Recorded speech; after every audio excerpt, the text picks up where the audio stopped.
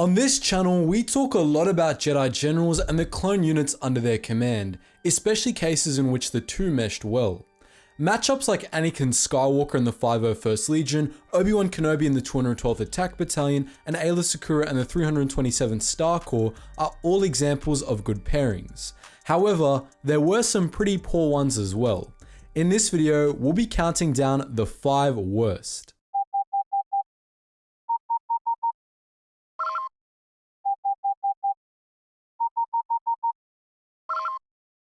Attention, Sergeant on deck! At number 5, we have a pairing that most of you probably wouldn't have thought of, Shaak Ti and the Kamino Guard. Now, there isn't anything outright bad that came about because of this pairing, but it was rather a case of wasted potential. Shaak Ti was one of the most skilled Jedi Masters in the entire order. She was a badass in combat, a brilliant tactician and creative thinker, and she bonded well with the men under her command. She was one of the Jedi Order's better candidates for being a general, though she probably would have also excelled in any other Jedi role during the Clone Wars. That said, assigning her to oversee Kamino was a colossal waste. Kamino might have been an important world for the Republic, and the Clone Force station there might have been top-notch, but it was much better suited to someone like Luminara Unduli. Furthermore, the direct influence of the Kaminoans meant that the Kamino Guard was very undeveloped in terms of personality, and that Shaak Ti's talent for bonding with clones under her command would have been absolutely wasted there. Our problem here isn't with how Ti and her men worked together, it's that Shaak Ti could have done so much more. She would have been much better used as a general of a unit like the 41st Elite Corps, which was a frontline unit that specialized in unorthodox strategies involving native planetary species. Shaak Ti's talent at creating bonds and her natural connection to planetary environments would have meant that she would have excelled in this role and won the Republic many a victory. Instead, she got to oversee Topoka City for most of the war. Next up, we have what's less of a bad pair and more of an odd pair. Mace Windu primarily worked with the 187th Legion, as some of you may know, but there were several points over the course of the Clone Wars where he instead opted to work with the 91st Reconnaissance Corps. Both units, of course, were under his command, as Windu was the commander for all of Systems Army Alpha, but his close work with the Recon Corps on Ryloth and Vanquor was enough, we thought, to merit a mention. Working with the reconnaissance unit is a really odd choice for someone like Mace Windu, whose skill set was more in direct offenses. Obviously, a reconnaissance unit is not meant for direct offenses, though considering how Windu deployed clone commandos and Geonosis, we're sure he didn't care at all.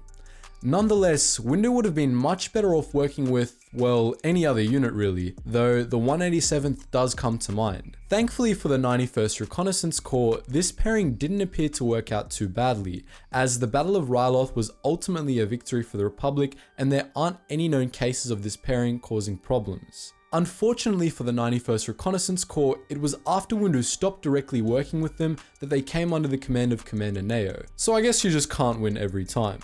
This odd pairing was likely the result of random chance, which is unfortunate because Luminara Unduli shouldn't strike anyone as a fitting general for the 41st Elite Corps. Unduli wasn't a bad general per se, but she was fairly far from the best, and her tactics and skill set differed greatly from those of the unit under her command. Unduli, both as a Jedi and a Jedi General, was the very definition of orthodoxy and focused heavily on traditional tactics and methods. She was a lot more flexible with her tactics than she was a Jedi, but she was nonetheless pretty by the book.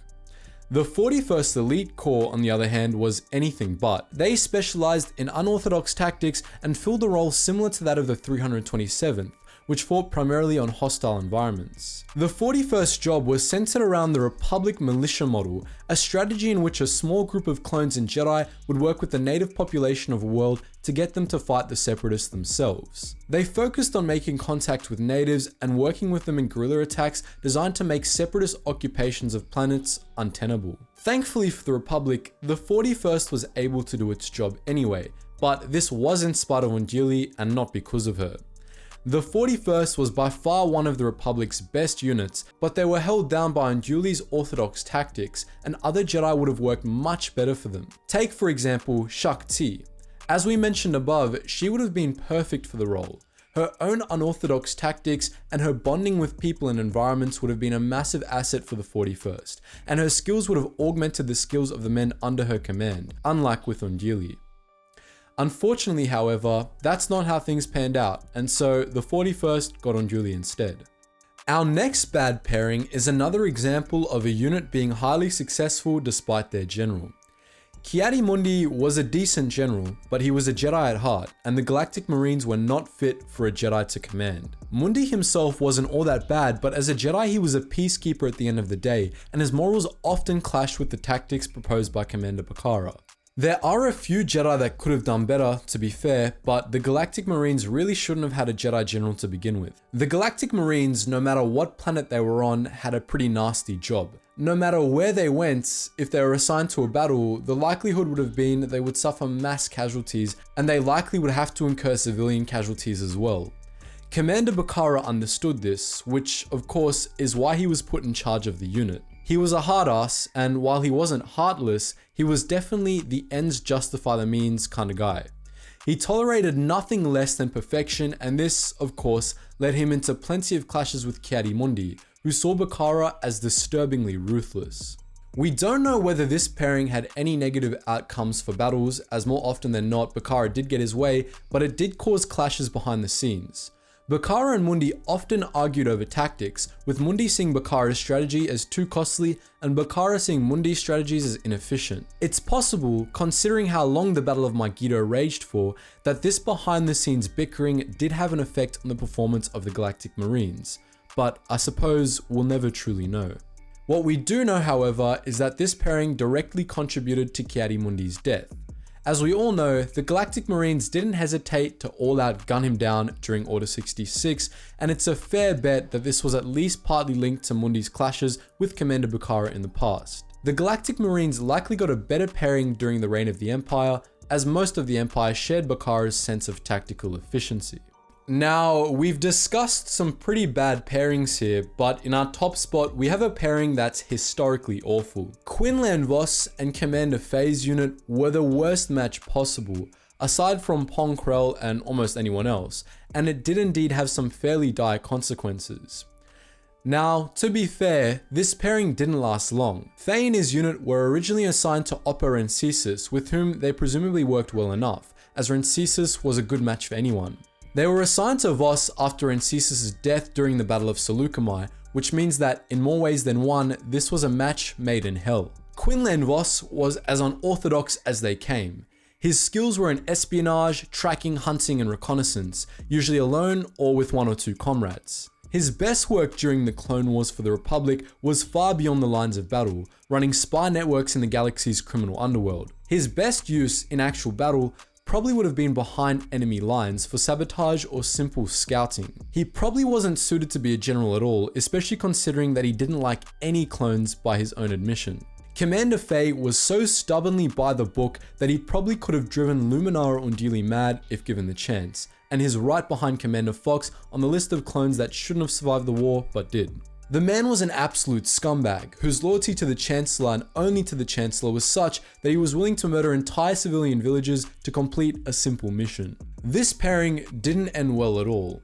Being thoroughly sick of Voss, Faye ordered a tank to blast him at point-blank range upon being issued Order 66, right after shooting Luminara Unduli in the back, that is. Voss survived, and his response was to spend the next few days murdering Faye's men in increasingly brutal ways, leading to a final showdown between the two.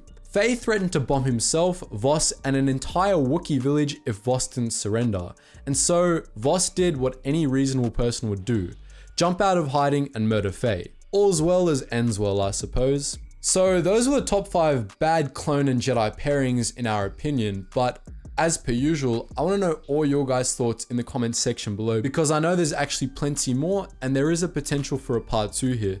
So be sure to let me know which other Jedi and clone units shouldn't have been paired together in the comments section below.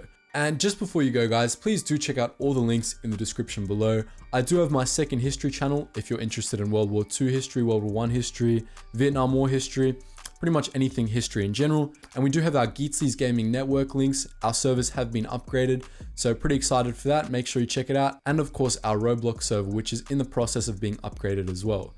So keep an ear out, check them all out, join the Discords and talk with other Star Wars fans in all those links in the description below. Anyways guys, as always, thank you so much for watching and I hope to see you in the next video.